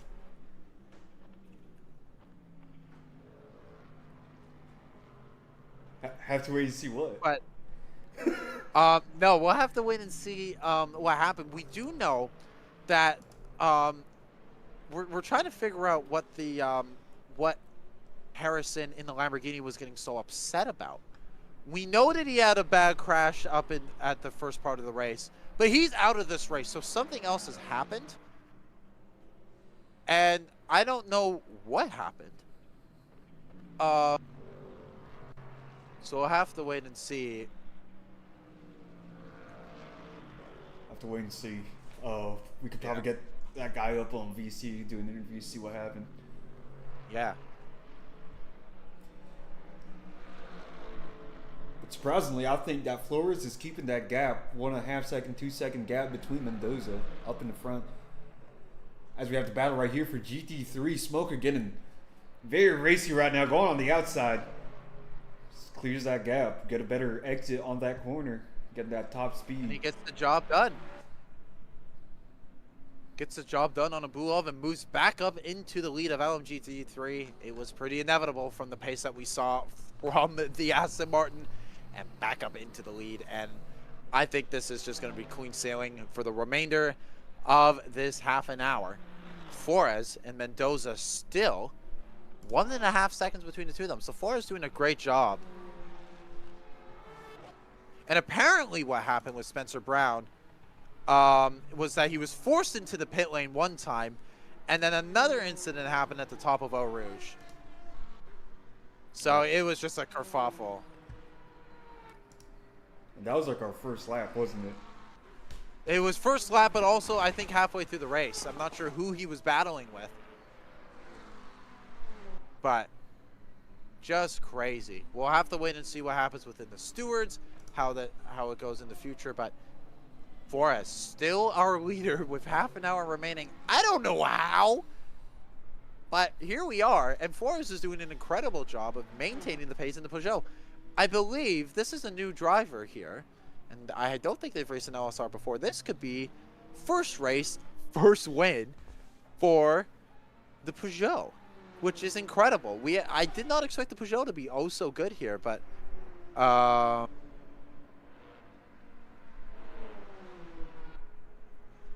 no, we'll have to wait and see. Maybe Mendoza's just holding on the pace. What is their energy right now? Because we do know it's about a 20% gap. 52 to 73, so it is exactly 20% between the two of them. So Mendoza has a major energy advantage, and I think that might play into the hands of Mendoza when we get into this race. I think he's going to slowly creep up onto the back of the Peugeot and just start attacking once he knows he can just use his energy. The question, though, is how much defense we'll see. Yeah, I'm not sure. I don't agree with that comment. I don't think it's going to be the energy problem. I think it's going to be the traffic problem, as we see there with that Beamer holding up both the Peugeot and the Alpine. I think it's going to be a traffic problem at the end of the race, in my opinion, rather than energy, because I think Flores can actually make this work.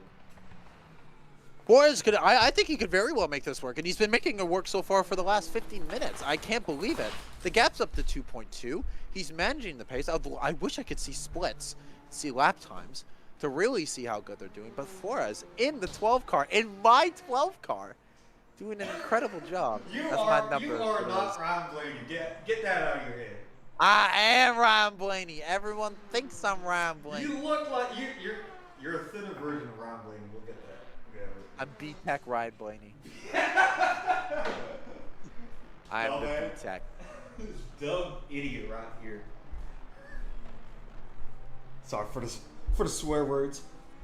Yeah, no, we are PG-13 right now. I'm just kidding. But Philippe Smolka already a 2-second gap up in front.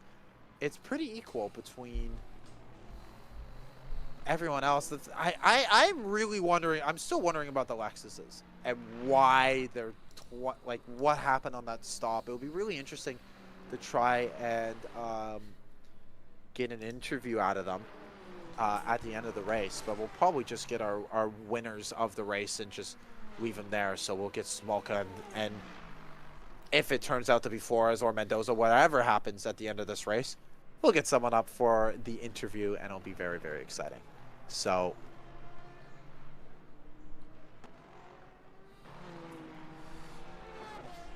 I believe,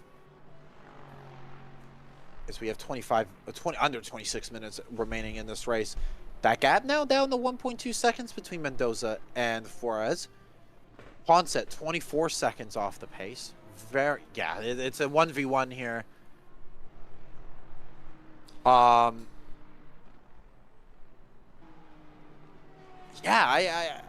Again, we knew it was going to be a 1v1. I just didn't expect it to be this 1v1. Agreed. I mean, I would have thought that Ponce would have been our front. I mean, he was until he just had that. Hold on. Bad strategy at this point. I don't want to jinx this. Actually, I'm not going to say it. I'm not going to jinx it. I'm not going to say it right now. Okay, I'll say it. Kyle Willings in P4. Kyle Willing is on for P4 out of 5. Finishes. Well, P4 overall, you're still going to get points. There were so many. He's going to finish the race. That's incredible. And that's looking to be really good because through Eau Rouge he goes. If he crashes down, I swear. That would be so funny. If he lost it at the top of Eau Rouge, I would cry laughing. Kyle, okay, for some backstory, Kyle Welling is a good friend of Lane and I, and we love him very much. We also like to rag on him. You're in LSR. We rag on him a little bit, then we rag on him because we love him.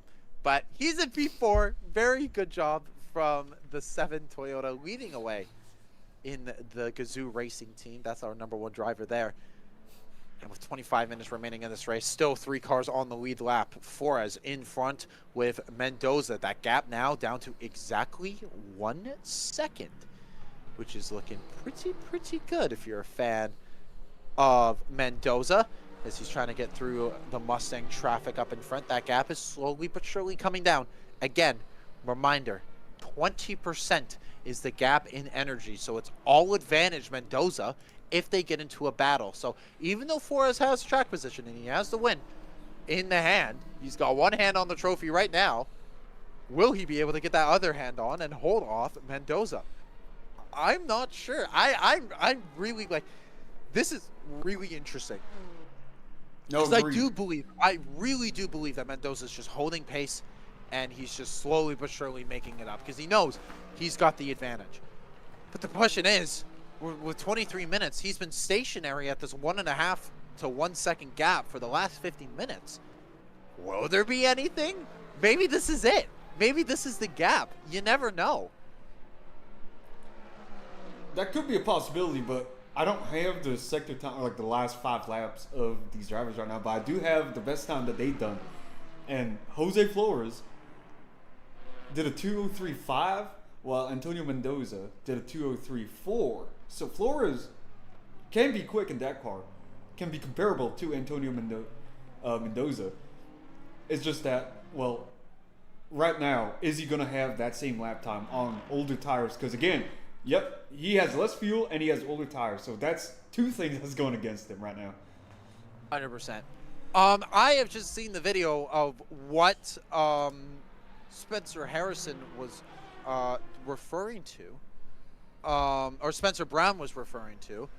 It was Kyle Welling who went very wide on the exit of, went very wide on the bus stop, and then tried to go wide to cut it back in for the second part. Did not see the Lamborghini there on the right and just slammed him into the pit lane. Whoa. Come on, Kyle.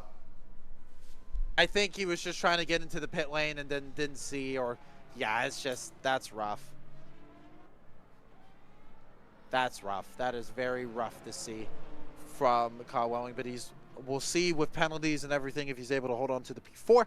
But that is what happened between Kyle Welling and Spencer Brown, and that's why Brown is retired and out of the race, being forced into the barriers. So we got 21 minutes and 21 seconds remaining in this race. The gap is 0.8 of a second, so Mendoza's slowly but surely closing it in on the Flores. I really do believe that Mendoza, it's still all advantage to the Aston Martin. He's got the race pace, he's got the advantages and everything. He's been the one holding it off. But we've seen how Flores was fighting at the beginning of this race.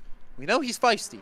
We know he can put out a few elbows. So I don't think this is going to be as easy as maybe Mendoza might think it is, despite that energy gap. But with 20 minutes remaining, oh, look at Mendoza getting really close there on the braking. The Aston is surprisingly good on the brakes through that corner. I've been seeing it all day. It's been gaining time on the Alpine, and it's now right on the back bumper of the Peugeot. This could be a fight here in the next 2 laps lane. Agreed right here. I think the tire dig is definitely going to catch up Flores, because he probably pitted like 5 laps behind these guys, because he already did his stop. Kind of made that really insane undercut strategy, trying to make it work right here. But then you got to think about the tires. You got to think about the Aston's top speed and just how it has better tires at this point. So you really got to defend. You got to put your elbows out. At this point, put your whole arm out rather than just your elbows. Make that Peugeot as wide as humanly possible. That is the goal. The 12 car holding on for dear life. Mendoza is really starting to hound. He knows it's 20 minutes to go. It's go time. I'm not going to waste my time here. I'm going to get the job done as soon as I can. And with half a second between the two of them, Mendoza is turning up the heat as we come down towards Poulan.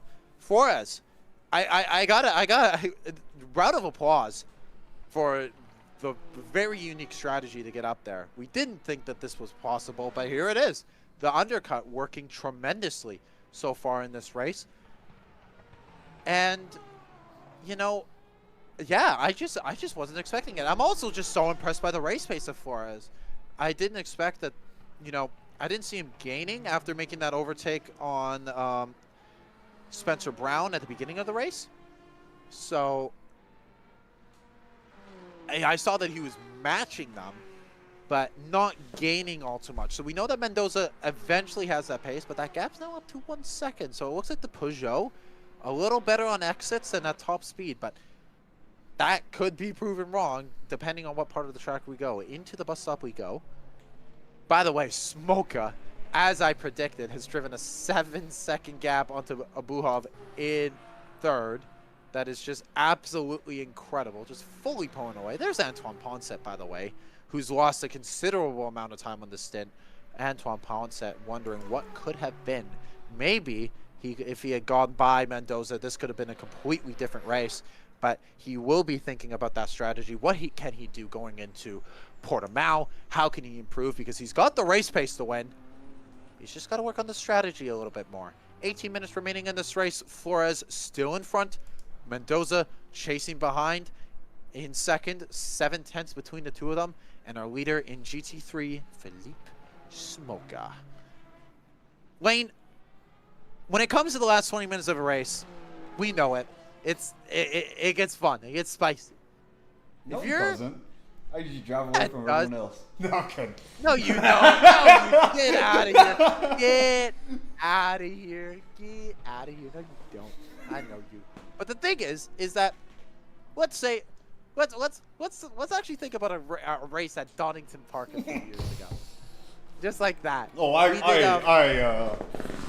was swinging it around, if you will. Swinging it. But the thing is what's the mentality you need for the last 20 minutes here? Don't even because look I feel at the time. like don't even look at the time and just drive. Yeah, I agree. That's my personal instruction. Just drive the dang wheels off the car. I think Mendoza, I think Mendoza's thinking a little bit more calculative than that. The NASCAR mentality hasn't come over to Europe just yet. Just yet. But with hopefully soon time, we could see something happen. But for now, I'm wondering because here's the thing in Mendoza. It's just about, you got 16 seconds. You know everything. You got the confidence. You got the stats. Just do what you got to do and just drive. So you got to pay attention to all the other stuff. But Wade's right. You just got to drive. You got to drive that gap down. And look at how close he is to the back bumper of Flores as he come out of La Source. And down the hill we go towards Eau Rouge. I think this could be an overtake into Les Combes down at the end of the Kemmel Straight. As he comes through Eau Rouge, goes a little bit wide, and brings it on in. I think he's going to get it here. A really good slipstream. What is Flores going to do? Is he going to hold to the inside, or will he go the long way around the outside? He moves all the way to the inside. He's going to push him all the way to the outside. Will Mendoza go the long way around the outside? He's going to try to force it. They go wheel to wheel through the section, and Mendoza does get it. He gets the job done. First come, first serve. Gets the job done and moves back up into P1, but I don't think Flores is all too done here. He wants to try to get the job into Brussels. Oh, He touches Mendoza. Oh, no, he goes wide. Flores goes wide. Mendoza goes wide. I think he's going to slow them up, and they're going to, he has to give the position back. That was your fault. As Mendoza and Flores come together, but I don't think this is done whatsoever. I think Flores is going to try to fight it into Poulon. There's no way you can make that move. Yeah, come on. No, not yet. But this has changed everything now because the tires have been shot off of Mendoza with the spin, and Flores is immediately on the attack. As we come through the S's, no overtaking move for the Peugeot so far. They're so close between the two of them as we're coming down through Stavolo. 50 minutes remaining in this race. There's still a lot of time to get the job done, but a big walk-up from the Peugeot might have just been exactly what Mendoza was needing. And now the gap has formed. I don't know if the Peugeot is going to get it with the LMGT3 in front down into Blanchimont. He's got a good run. They're going to have to go the long way around the 296.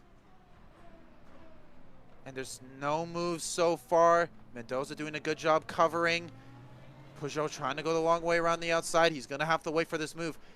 Mendoza's going to have to defend 2 more times here. He's going to have to defend into La Source and defend into Les Combes. If he gets that done, this race is done. As we come now out of the La Source corner, down the hill we go. He's got a really good gap. He's done that perfectly. He's got a great exit. And I don't think Flores is... I don't think he's got the gap to try to close it in on Mendoza. I think this is it. Race done, unless something happens crazy. Is that clock? Here. No, that's Kyle Welling. It is. It's a Toyota. It's Kyle Welling. It's Kyle Welling. But you never know. Mendoza gets the job done and gets back up. Oh, come on, Kyle. You don't want to make it spicy for us? No spice at all for the last 13 minutes of this race.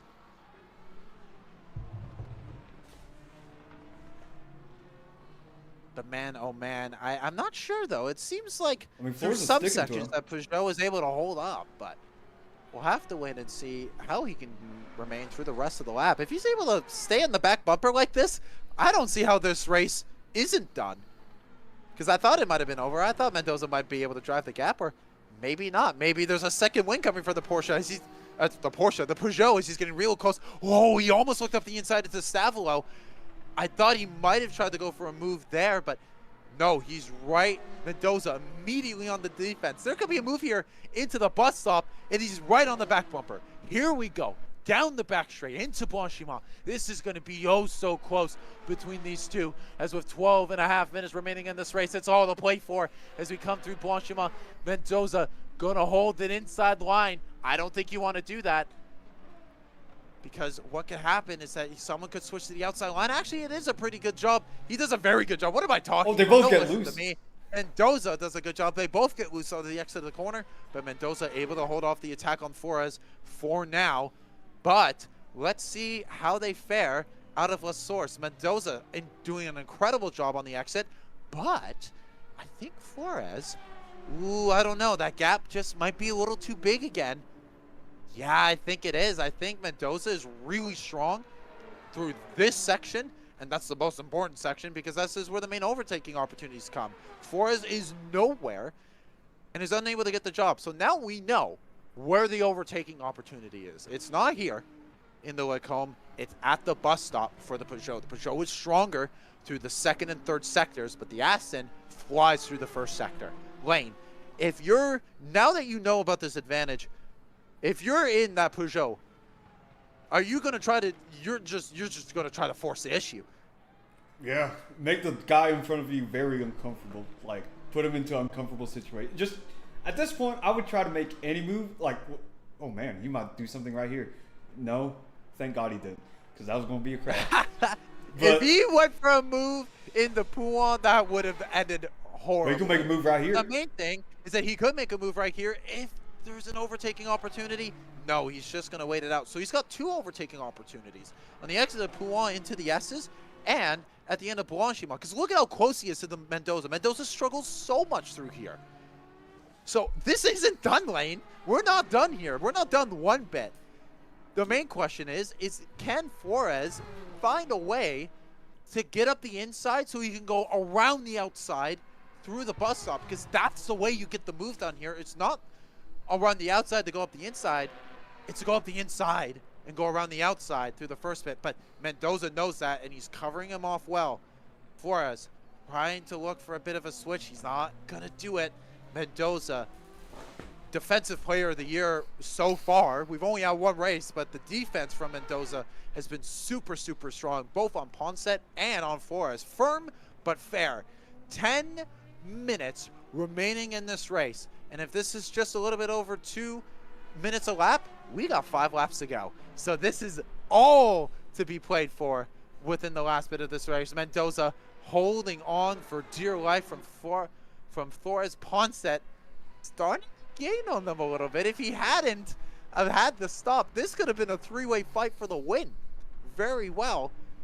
In GT3, Smolka, 14 seconds up in front. He's got this race locked up unless something absolutely major happens to him. I can't believe you're going to get your bets right. Because he called it Smoker Mendoza, I think. No, I call Bergvis Mendoza. Oh, yeah, I forgot. I thought Bergie was going to get it. But he got a top 3, so I'm pretty happy with that. We'll take that top 3. We will. Dude, oh, but look at this. A little bit of traffic coming into Pouan. The Peugeot is so strong through this middle sector. The problem is that it's so difficult to get overtaking opportunities. Where are you going to do it? When are you going to do it? But with a good run, you could get it into this corner as he tries to go the long way around the outside and gets shut off from that. He knows if you want to get the move, you got to do it up the inside here. You got to send it. Or maybe he could send it into this corner. No, that would be a bold move if you send it through there. But the thing is I think he's going to try to set it up for Blanchimont and possibly the bus stop. You got one Lexus up in front. He's right on the back bumper of Mendoza.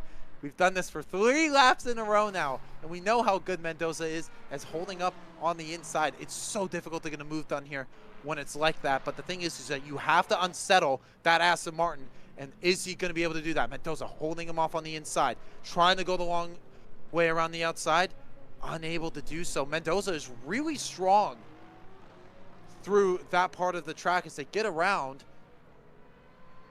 Trebekanov in the LMGT3 RCF. But you could just see that Mendoza does a little bit better of a job on acceleration, and he gets that gap up to around half a second, and that's the cushion he needs entering in the Kemmel Straight. But I must say, Flores is a little bit closer on this time. 7.5 minutes remaining. All to play for here. There's no overtaking opportunity here yet. I think you got to be within 2/10 if you want to make that job done. But Mendoza has such good straight line speed that he's just able to hold it on for dear life. But Flores looking to try and unsettle him as much as he can right on the back bumper. He's got so much more speed through that section. He's going to try to force it. I think going into Pouan would be bold. Bold and brash. Got the guts. It's bold and brash, and it could be the winning move, or he's going to get it through here. I think, he might just get it through here. He's got a really good exit. If he gets a really good exit out of this corner, I don't see how he can't go for it. But Mendoza is just maximizing exactly where he needs to maximize, and it's on exit of corners, and it's on the braking zones. Mendoza, a defensive clinic here at Spa. 6.5 minutes remaining in this race. It is all to play for as we come through the back half of the session. I don't think they're going to have to pit. I think they're going to go straight to the end. No, I was going to say, it's going to be at the bus stop. He might try to make a move right here. I thought you said he was making a pit stop. Yes, I do believe it could go for the bus stop, but Mendoza has to hold on to the inside. He's going to go the long way around the outside, but Mendoza forces it off. I think what Flores is trying to do here is he knows he's got time. He's got 3 laps, but it's kind of like Talladega racing when you're running the top line into the last lap. It's always too late. It can always happen a little bit too late. As he gets a little bit loose there, you see what I'm talking about, Lane. Mendoza is strong where he needs to be on exits of corners and into main braking zones, and he pulls away this half a second gap, and he's fine. He's completely fine. He's got the race pace, he's got the top end speed and the front bit to just hold it. I can't believe this is happening, but it is. No, agreed. I mean, I was just trying to gather my thoughts right here. Mendoza's making that car as wide as he can. I mean, in that bus stop, he's always picking that middle line instead of picking inside or outside. He's just like, hey, you try to make a move. My car's wide as hell. You try to make a move. Versus, I have to react to what you're doing. I very much, it's very much, yes, I agree. Sorry, I wasn't listening. I gotta be honest, I wasn't listening. You weren't listening, you said, I agree. I agree. I agree. But now, as he comes through Pouan, this is looking like the best opportunity for the Peugeot. He looked up the inside. He's going to go around the outside. Unable to get the job done, though. But that's the opportunity is up the inside into that corner. Mendoza knows it and defended it with his dear life. Flores right on the back bumper. 4.5 minutes remaining in this race. I think we barely have 2 laps left to go.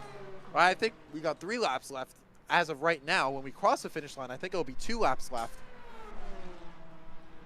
But it is all to play for at the back end of this stage. I did not expect Flores to be the one to take it to Mendoza, but here we are with 4 minutes remaining. Is he trying to go around the outside? No, he's going to hold it off. I got to be honest, I don't think Flores knows how to make that move. He doesn't know how to go around the outside, and that is the problem. He's got to force the issue up the inside somehow and just force it. When Mendoza goes wide and he eventually goes out to the corner, send it up the inside. That's when you got to do it. But he's just being, I think personally, he's being a little too conservative and not brash enough. He's not making Mendoza uncomfortable. Mendoza is doing exactly what he wants to be doing. He's placing the car where he wants. He's getting the exit he wants. This is all Mendoza right now. I think Flores is a little bit scared when it comes to all that stuff because they touched beforehand, right? And I don't think Flores is trying to make that a bigger issue. He got that in the back of his head, probably thinking about that. It's like, hey, I am not going to try to. I thought he was going to go for a move up the inside here, but he might try to go the long way around the outside, as he does now. Through Brussels we go. Is he able to get it? No, he can't get the move done. Mendoza is doing everything he can to hold him off. He tries to go the long way. No way they're going side by side on 2-on. Oh! As we come down into Pouan, who's going to be the one that'll take the advantage? As all Flores almost turns in to Mendoza. Mendoza just holding it on. 2 minutes and 40 seconds remaining in this race. It is all to play for within the final bits. Flores trying to go the long way around the outside on the Mendoza. It's the defense of the year from the Aston Martin. I don't know how on earth Mendoza is holding on to this position, but he's doing an incredible job. As now, here we come into the back half of this racetrack. Come on, Flores. On the inside this time. On the inside. Outside didn't work. Outside didn't work. You gotta go up the inside, but when are you gonna do it? 2 minutes remaining. That means we probably are coming up to 2 laps to go. He's gonna go through the outside yet again, but you gotta be alongside him. Is he gonna force it? No, he just can't get the car alongside him. As someone's spinning in front of him. That's not gonna cause an issue. As actually it does because of the yellow flag. Flores is gonna go around the outside. What is happening here? No, he's gonna back off because I think he knew he couldn't get that overtake done because of the yellow flag. Oh my God, a little loose and wiggly, but guess what? He's close now. He could get a overtake at the end of over. Don't you dare go for it now. He could go for the overtake right at the back end of the Camel Straight. This is easily the closest he's been all day long. And he knows if he wants to get the move, he's going to do it around the outside. Mendoza's going to hold. But Mendoza, he's got the straight line speed. Look at the straight line speed advantage. The Peugeot can't get alongside him. See? He's unable to do it. Mendoza holding on. The straight line speed is saving him right now. 1 minute to go. 296 is in front. They're going to have to slip up to the inside. They almost crash into the 296 as they come to Brussels. This is some unbelievable racing here at the last 5 minutes here of the first round of the LSR Championship. Now as we go down and towards Pouan, it is all to play for. I've said that 3 times. I'll make it a 4th. It's all to play for here at Spa. 30 seconds remaining. I think this is the last lap. This could be the last lap. I think you know what's going to happen. Oh, no, not the Senna. And if this happens, I swear to God, through Stavolo we go. Got 10 seconds left. This is going to be your last lap. 10 seconds remaining in the race. Now, through Blanchimont we go. This is it. This is the race right here. Can Flores make the move? The timer expires. Can Mendoza do one last defensive effort? Is Flores going to go to the outside? He's not going to make any move. Mendoza is going to cover it off. I don't think Flores is going to get the run. And if that's the timer, Mendoza, who led from lights to flag, is going to get the job in Hypercar. What an incredible race all the way to the flag. Flores, an incredible strategy to undercut everyone and almost won the race. Oh my goodness, they crashed with each other. They banged wheels. Look at them giving a massive round of applause to each other. Oh my God, that was unbelievable. Smoka, you are the man. 17 seconds in front of everyone. You are the dominator. From lights to flag, he gets the job done. And actually, from lights to flag this time, he properly led and dominated this race in the Aston Martin. Honset comes home in 3rd. Kyle Welling's in the pit, but will come home in 4th. Perez in 5th. Smoka's our winner. Abulov comes home in 2nd. Bergvis comes home in 3rd. It's a Ford to 3. As Esroy comes home in 4th in class 2. Bredkov in 5th. Stratting in 6th. Shtakiranov in 7th. Alonso in 8th. Garrison and S the last 2 cars to do it. Let's go to cams and let's try to do some interviews. Let's go to General VC first, All right. Mr. Lane. Why don't we can go do and that. do that? Oh, we forgot to ping the guys. Yeah, I'm pinging them right now. Oh, okay, that's good. Oh man, what a race! What a race at the end. What a yeah, that was. You know, I thought it was gonna be Mendoza and Ponce. unbelievable. I thought it was gonna be Mendoza and Ponce, but no. Flores out here making that Peugeot work. Trying to get there at Antonio. Why can't I find them? What do you mean? Where? Just, What? Just hit them up, yeah. Antonio Mendoza. Trying to hit them up. Oh yeah, there he is. I was looking for him.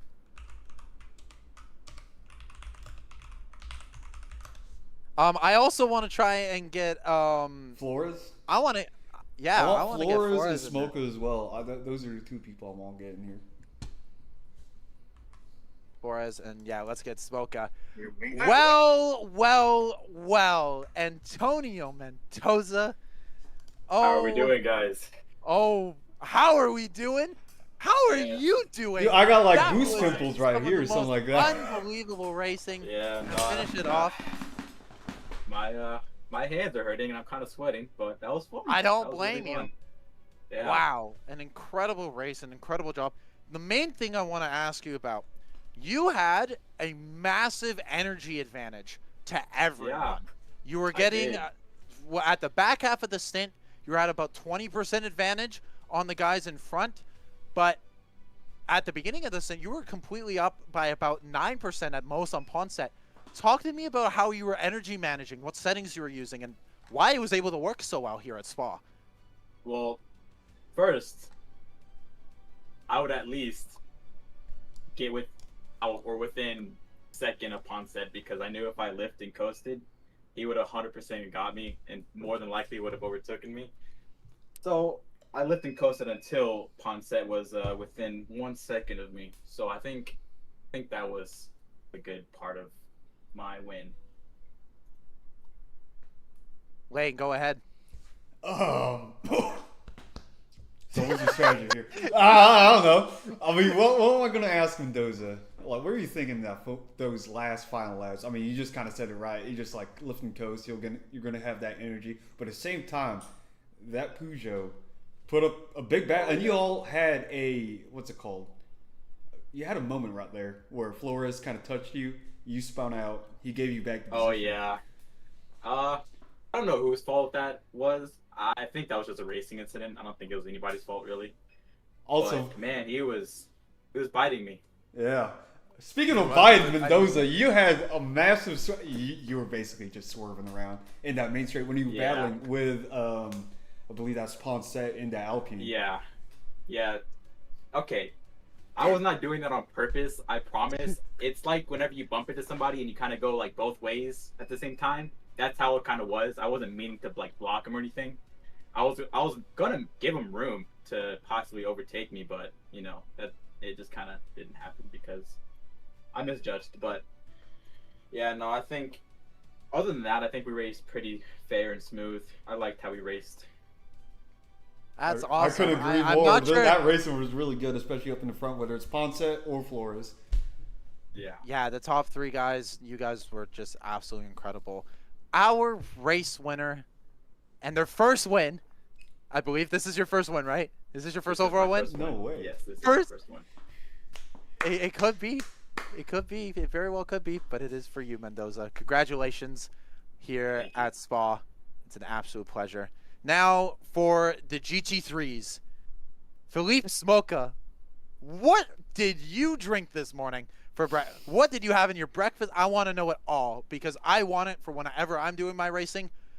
Smoka, you were flying away. Did you channel Sebastian Vettel? I see the I see the gif in the chat. If you channeled Sebastian Vettel 2013, I can understand why, cuz man, you absolutely flew away.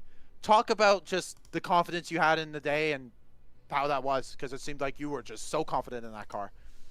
Yeah, look, it was way easier driving the Aston Martin compared to the Ferrari last season. The Aston is way more suited for my driving style in terms of smoothness and some understeer a bit. But yeah, it did felt like a 2013 Red Bull. I just found something in the setup which made me have some top speed, which I noticed in watching the Delta. The qualifying could have gone better. I still had like a half a second, but I just didn't trust the car. I didn't want to bin it. But yeah, in a way, good toast, good coffee in the morning, and a lot of water. There we go.